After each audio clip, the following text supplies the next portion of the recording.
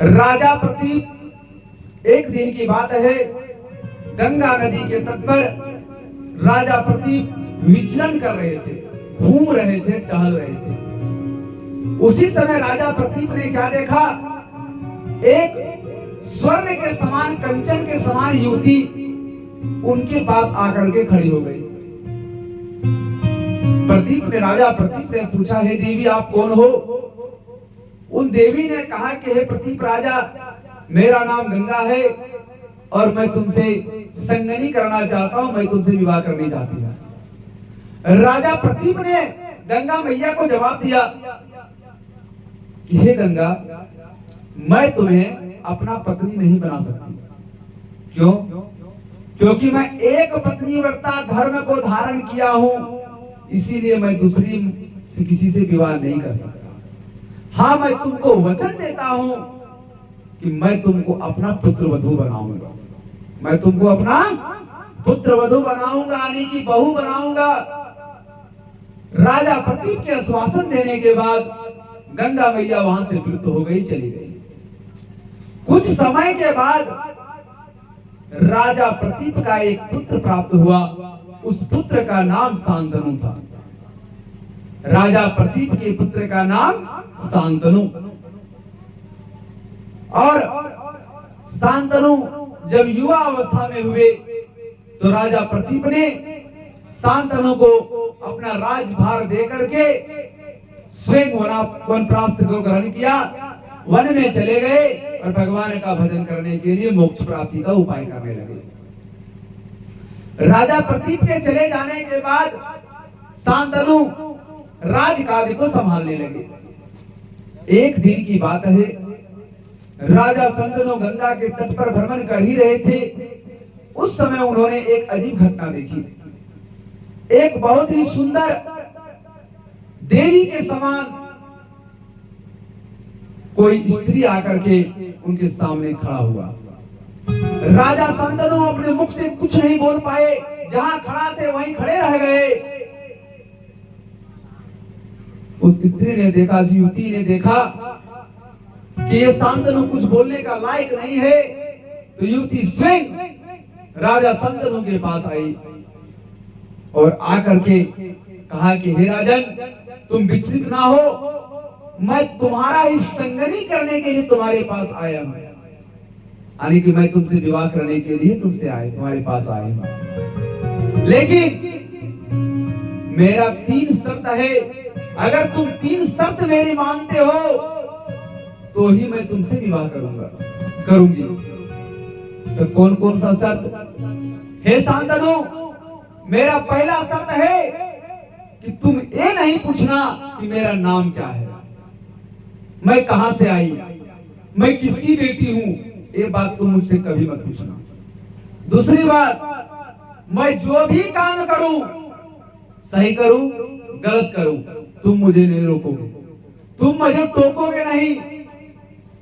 और तीसरी बात, जिस दिन तुम मुझे रोक दोगे या टोक दोगे या बुरे वचन बोलोगे, उसी दिन हम तुमको छोड़ के चले जाएंगे। अगर मेरा 3 शर्त तुमको मंजूर है, मेरे 3 शर्त को तुम मानते हो, तो मैं तुमसे विवाह करने के लिए तैयार हूं। राजा शांतनु ने उनके 3 बातों को मान लिया और शांतनु और उस युवती का विवाह हुआ। वो युवती कोई और नहीं, वो साक्षात गंगा मैया थी। लेकिन ये बात राजा शांतनु नहीं जानते। कुछ समय के बाद उनके महल में एक पुत्र का जन्म हुआ। गंगा रूपी उस युवती ने अपने उस पुत्र को गोद में लिया और जन्म देने के बाद अपने ही जलधारा में उसको जय जय सिया राम कर दिया, खत्म कर दिया। दूसरा पुत्र जन्म हुआ, उसका भी वही दशा। तीसरा पुत्र जन्म हुआ, उसका भी वही दशा। चौथा पुत्र जन्म हुआ, उसका भी वही दशा। 5वां पुत्र जन्म लिया। सभी पुत्र का जन्म होता था और गंगा अपना ही पुत्र को ले जाकर के अपने जलधारा में डाल देती थी। ऐसा क्यों करती थी? ये पुत्र कौन थे? अब राजा शांतनु से रहा नहीं गया। 7 पुत्रों का जन्म लेते ही उसका संहार हो गया और इस बार जब 8वां पुत्र को गंगा ले जा रही थी तो राजा शंतनु ने टोक दिया, रोक दिया और बड़ा ही कड़वा वचन कहा कि अरे पुत्र घातनी, अरे पापिनी, तुम बताओ कि तुम कौन हो? कौन हो जो मेरे पुत्र को तुम बार बार मार रही हो? राजा शांतनु की इस प्रकार से बोलने से गंगा मैया पलट के जवाब देती है कि हे राजन, मैं पुत्र घातनी नहीं, मैं पतित पावनी, पुत्र दायिनी, मैं साक्षात गंगा हूं। इस प्रकार की बातों को सुन करके राजा शांतनु को मानो होश ही उड़ गया। जहां खड़े थे वहां खड़े रह गए, मौन हो गए।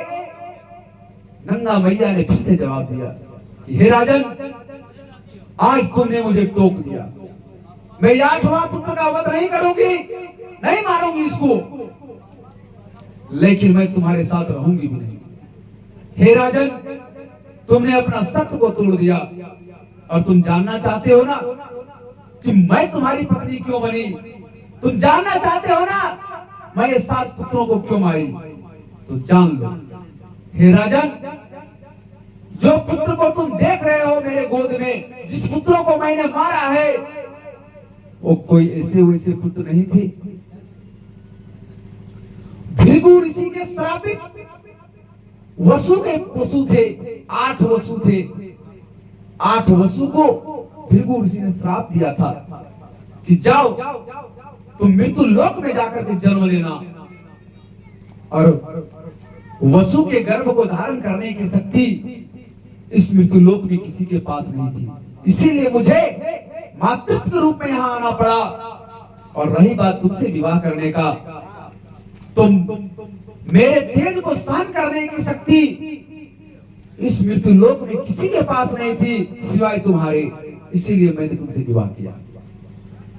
अब गंगा की इस बात को सुन करके राजा शांतनु के नयन भरे आए, आंखों से झरझर आंसू बहने लगा। लेकिन कहा गया पीछे पछताई क्या होत जब चिड़िया चुग ले गई खेत। बहुत बार राजा शांतनु ने हाथ जोड़ा, काहे गंगे तुम यहाँ हमारे महल में आ जाओ, हमसे बहुत बड़ा भूल हो गया, मैं तुमको नहीं पहचान पाया। पर गंगा रुकने को तैयार नहीं। गंगा मैया ने रुक करके जब उलट के जवाब दिया कि राजन, अब मैं यहाँ नहीं रुक सकती, मेरा काम पूरा हुआ। और रही बात ये पुत्र, अभी मैं इसको अपने साथ ले जा रही हूँ। ठीक आज से 36 साल के बाद तुमको यही पुत्र गंगा नदी के तट पर मिलेगा। और हे राजन, ये पुत्र जब तुमको मिलेगा तो इस पुत्र का नाम तुम गंगा पुत्र रखना, इसका नाम तुम गंगा पुत्र रखना। और इस प्रकार से कह करके गंगा मैया अपने 8वें पुत्र को लेकर के गंगा अपने जलधारा में डूब जाती है। और उस पुत्र को परशुराम से इत्यादि बहुत से ऋषिगणों से, बृहस्पति से विद्या ग्रहण करवाती है, शुक्राचार्य से नीति का ज्ञान का विद्वान बनाती है, बहुत बड़ा प्रकंड और पराक्रमी बनाती है। और गंगा के उस पुत्र जो पराक्रमी भी थे, बुद्धिमान भी थे, बलिष्ठ भी थे, नीतिवान भी थे, सारे गुणों को सागर उनमें भरा हुआ था।